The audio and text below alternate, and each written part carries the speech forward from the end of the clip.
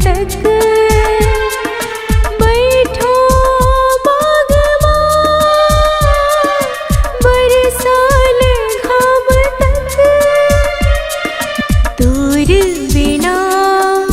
मौसम को नहीं सुहाथे घाम तो घाम बरसा घलो हर जला थे सुरतामा तोर भला दिन कैसे मोर कटे नैना में जब भी मूंदो तोर मुखड़ा दिखे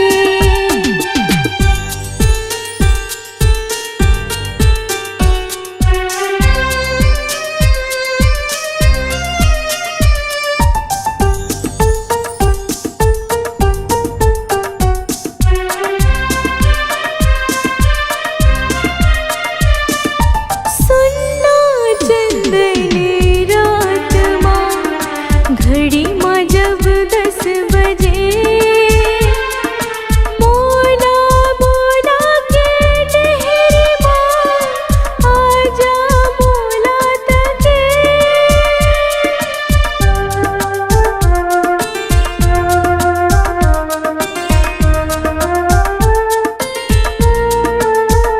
सुनना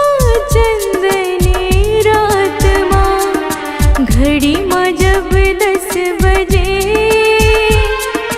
मोला मोला के डहरी माँ आजा मोला तके अब अंधियारी माँ नींद घलो नहीं परे